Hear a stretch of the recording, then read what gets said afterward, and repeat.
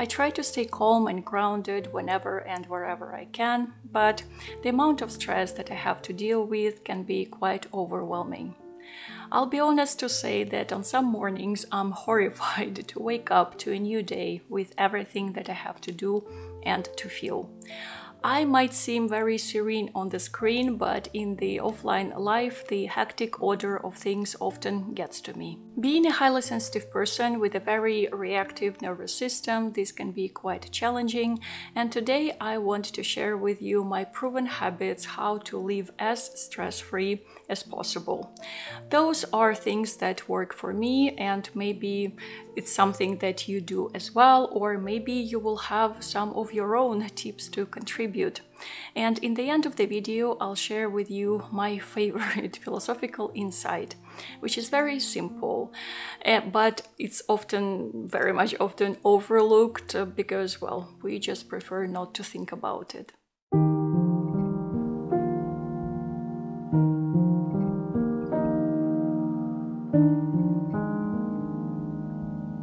It's the straw that breaks the camel's back. I always loved this idiom because it perfectly describes how neglecting various stress factors and worries, however small they are, often results in us breaking under that accumulated burden. I was brought up thinking that small worries should be tossed away in favor of dealing with bigger challenges. And then I would end up weeping over a broken plate because it just happened to be too much. Let me know if something like that ever happened to you. I remember how a broken oven door triggered a severe melancholy and anxiety attack that lasted for days. And only when I looked back and traced how little I cared about my small worries, I saw that I didn't allow myself recognize the tiny particles of stress swarming inside, waiting for the last straw. That's why be aware of your inner state, trace and track how you feel, what makes you sad, and give space to everything that is going on with you. Highly sensitive people may seem quite tough on the outside because we know how to deal with big issues, but this comes at a cost, the cost of a sudden tiny straw.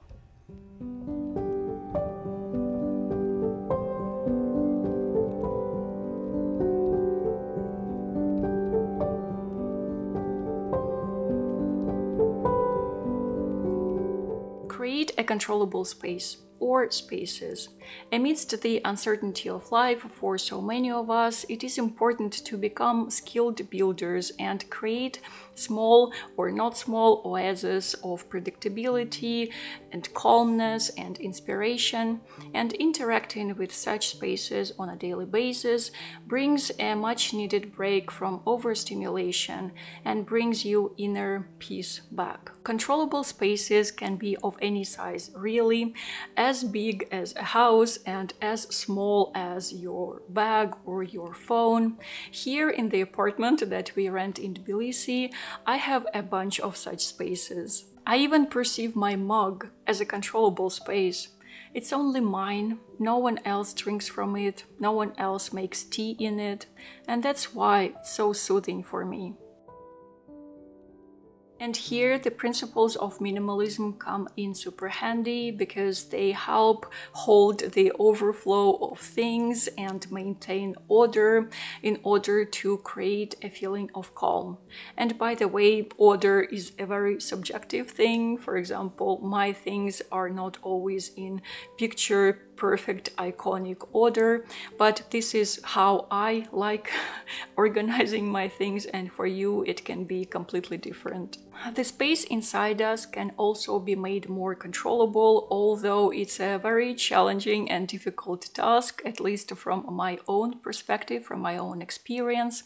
But there are certain tools to make this journey easier, and one of such tools is my favorite mindfulness app, Aura, who is also the kind sponsor of this part of the video. I've been using Aura for more than 2 years by now for nurturing a more accepting and calm attitude in the most stressful times, especially when I need a little bit of extra support and guidance. Aura is an all-in-one app for well-being and sleep.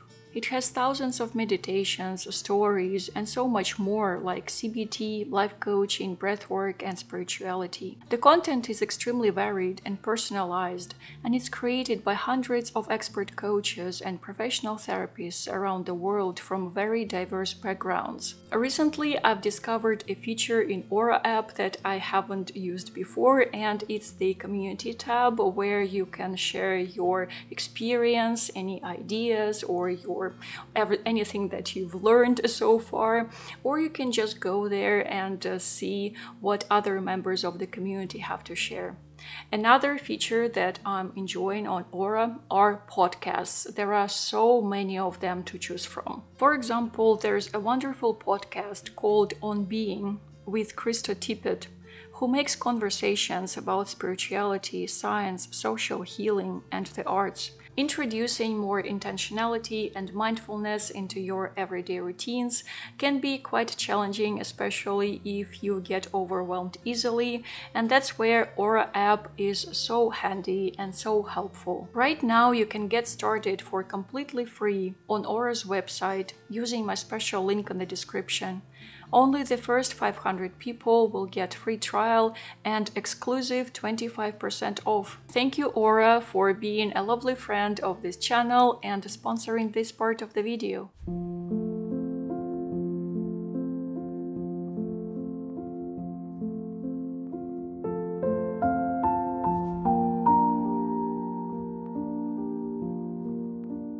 I've never met a single highly sensitive person who wouldn't love their evenings quiet, without going out, without hanging out, without excessive noise and fuss and interactions.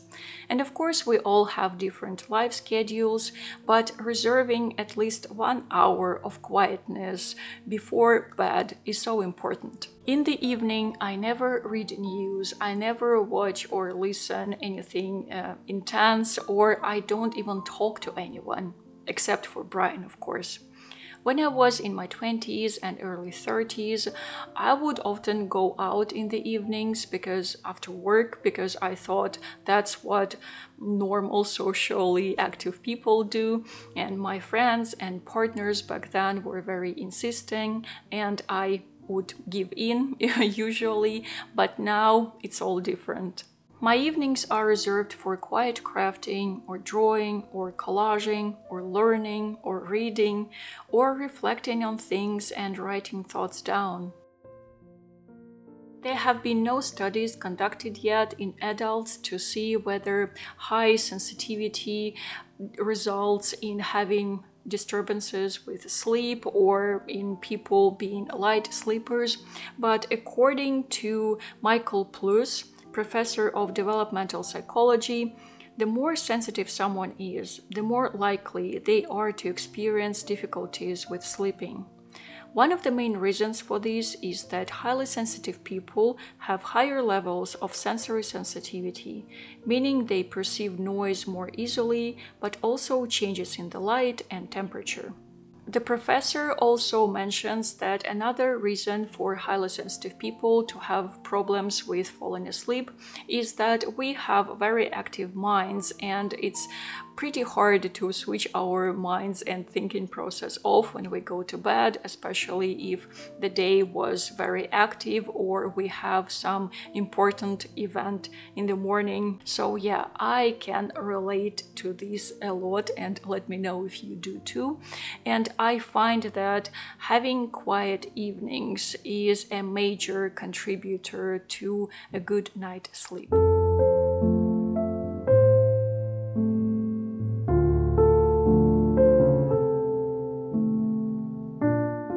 Emotional sensitivity translates into physical sensitivity, and here I want to point at two things.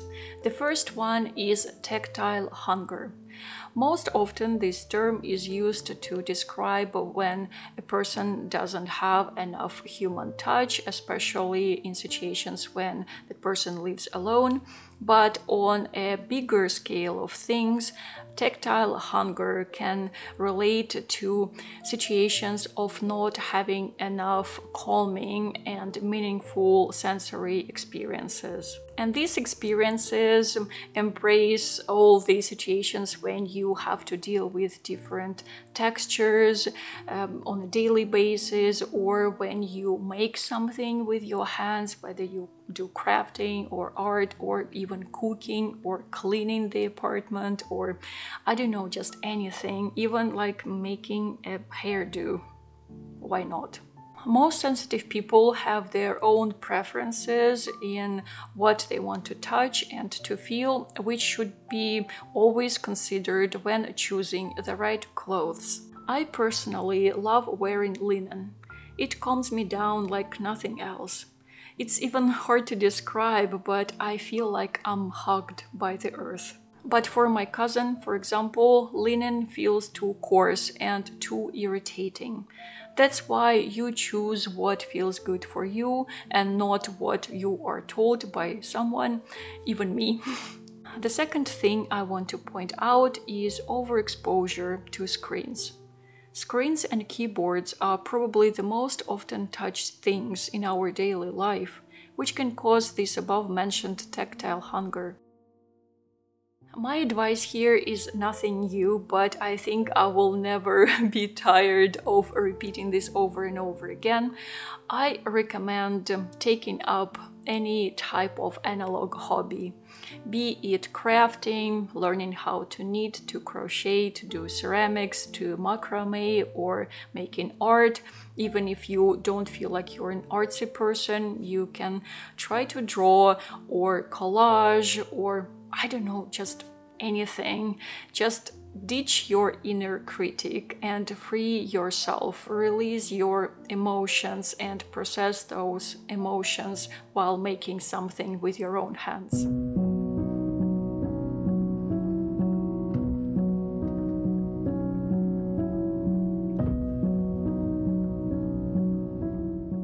This tip is very much in tune with the previous one. I found that it's quite challenging for me to create visuals in my journal or commonplace book, and I never had a dedicated sketchbook. I would always draw or make collages on separate pieces of paper, and I kind of shied and scared away from having a sketchbook because I thought, well, then that sketchbook will need to be filled, and what if I'm not committed? What if I create crap? Let's be honest, we all think about it. So what I've made is a size-free, handmade sketchbook with an indefinite number of pages. I used the paper that I already have, cut it in A5 sized sheets, and punch holes in them with this little guy. This removes anxiety of having a whole thick sketchbook to fill and brings more fun and creativity. Making visuals of your life, of your experiences is very soothing, and you don't have to have special art skills. Just create with whatever you want. I even once saw a very cool journal with collected fruit stamps, stickers, you know, the ones that they put on bananas, apples, or pears. So a person organized them in a very fun way, and I thought it was just brilliant. Some people call this way of having a sketchbook scrapbooking or junk journal. It doesn't matter. Whatever the name it might have, it's just a perfect way to process your thoughts, to free yourself, and to create yet another controllable space and feel more calm. And as I promised, here is my favorite philosophical insight and the most important habit, at least for me, and maybe for you too.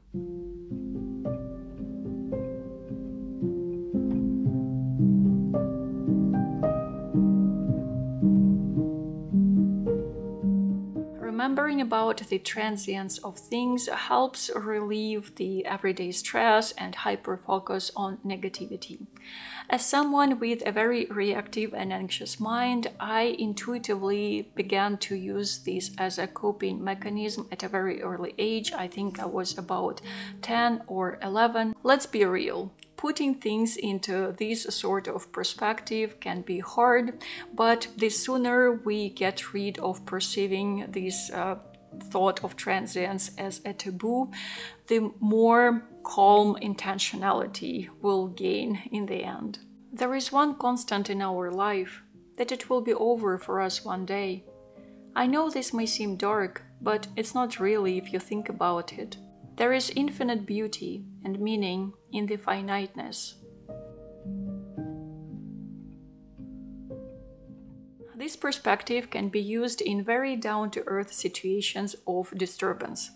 For example, I get very much easily overwhelmed with all sorts of noises and people surrounding me and temperature fluctuations, I don't know, magnetic storms, and even moon phases. And not to fall into the deep pit of negativity and anxiety, I try to make an effort and look at all of that through the lens of transience.